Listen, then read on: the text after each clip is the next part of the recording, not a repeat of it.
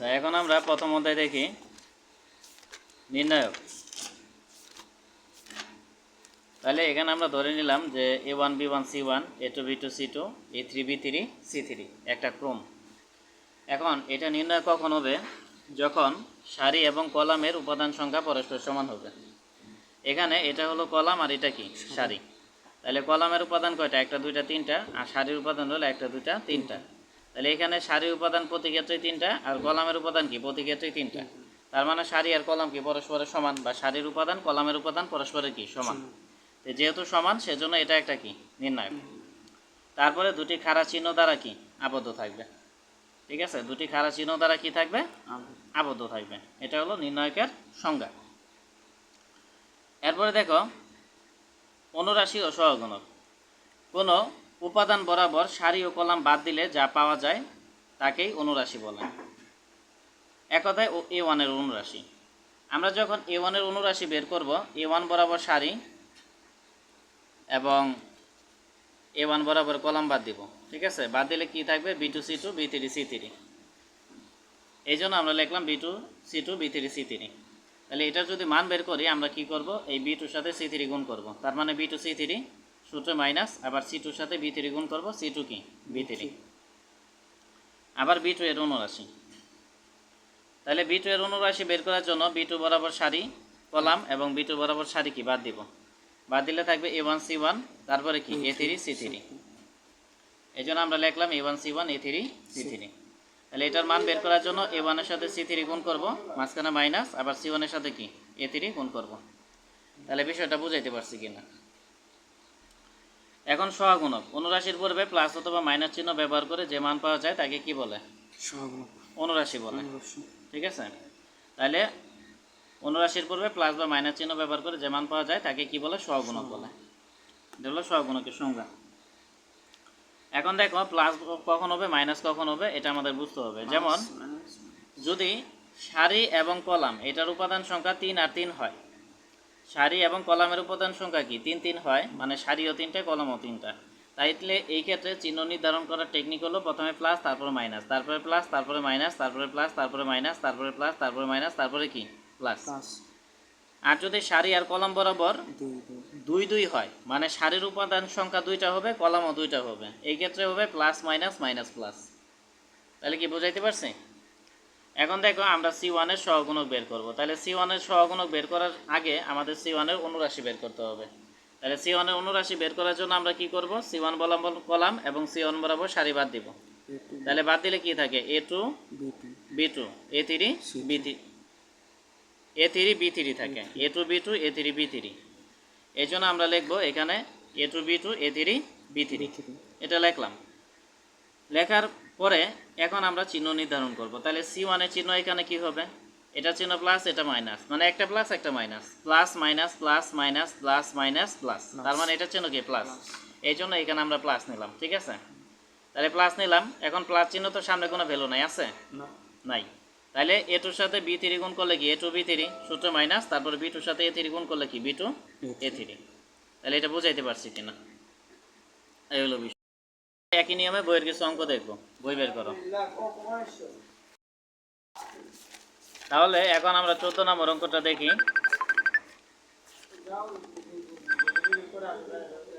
দেখি কে। আচ্ছা, এখন দেখো এখানে বলছে যে এত এই নির্ণয়কের প্রথম সারির 5 উপাদানটির সহগুণক ও অনুরাশি নির্ণয় করো। তাহলে দেখো আমরা 5 এর প্রথমে অনুরাশি বের করব। এই জন্য আমরা কি করব? এই 5 বরাবর কলাম এবং 5 বরাবর কি সারি বাদ দিব। ঠিক আছে, তাহলে বাদ দিলে কি থাকবে? 4 1, আর এখানে কি 2 5। এক কথায় 5 বরাবর কলাম এবং 5 বরাবর সারি বাদ দিব। বাদ দিলে কি থাকবে? 4 1 2 5। এই জন্য আমরা এখানে 4 1 2 5 নেব। তাহলে এখন এটার মান বের করার জন্য আর গুণ করবো। তাহলে 4 এর সাথে 5 গুণ করলে কি 4 5 20, সূত্র মাইনাস। 2 এর সাথে 1 গুণ করলে 2 1 2, তাহলে 20 থেকে 2 বাদ দিলে কি 18। এবং 5 এর সহগুণক। তাহলে সহগুণক বের করার জন্য আমরা কি চিহ্ন নির্ধারণ করব। তাহলে এটা প্লাস, এটা চিহ্ন কি মাইনাস, মানে একটা প্লাস হলে আরেকটা মাইনাস হবে।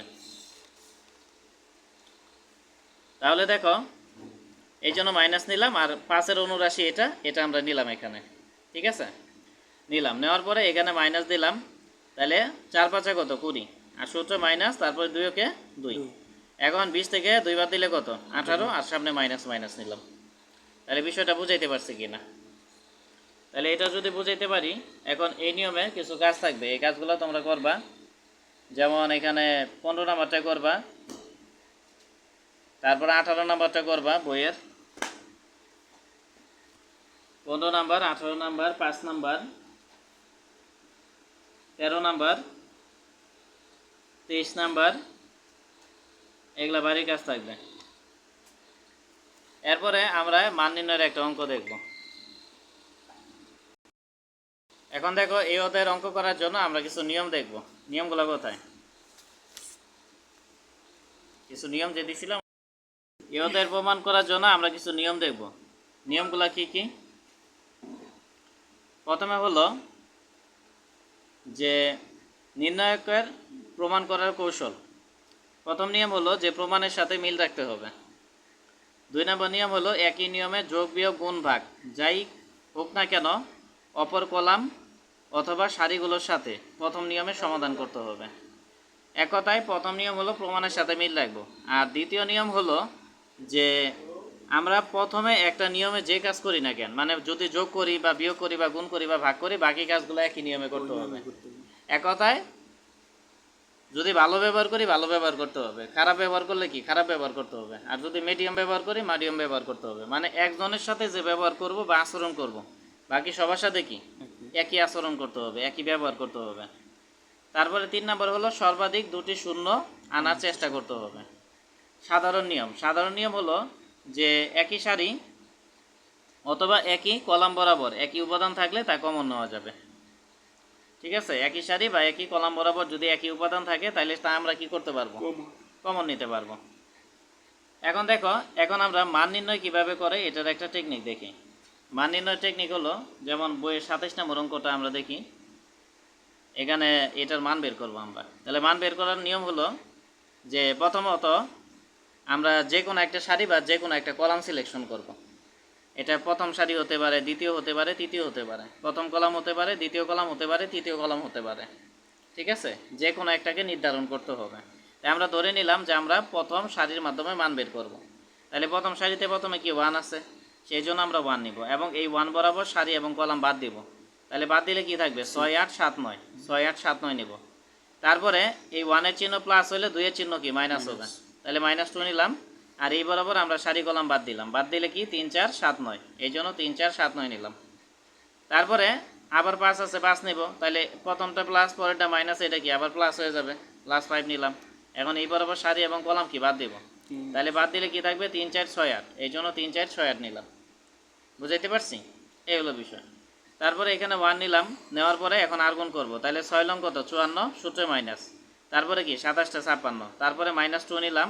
তাহলে 3 লং 27, সূত্রে মাইনাস।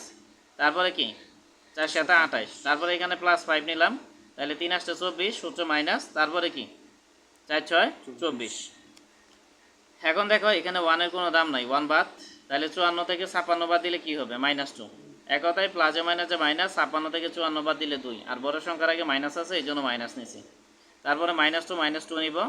তারপরে আবার প্লাসে মাইনাসে মাইনাস, 28 থেকে 27 বাদ দিলে কত? 1, আর বড় সংখ্যার আগে মাইনাস আছে এই জন্য মাইনাস নিলাম। তারপরে +5 নিব। তাহলে 24 থেকে 24 বাদ দিলে কি? 0। এখন এখানে -2 নিলাম, তাহলে মাইনাসে মাইনাসে প্লাস, 2 ওকে 2, আর 5-এর সাথে 0 গুণ করলে কি 0। তাহলে এইটা ক্যালকুলেটর হিসাব করলে বা এমন হিসাব করলে কি 0 আসে। এক কথায় -2 + 2 0, 0-এর সাথে 0 যোগ করলে কি 0। তাহলে এই নিয়মে তোমরা কিছু কাজ করবা। এই নিয়মে 23 নম্বরটা করবা, তারপর 26 নম্বরটা করবা, 28 নম্বরটা করবা। এটা বাড়ির কাজ থাকলো।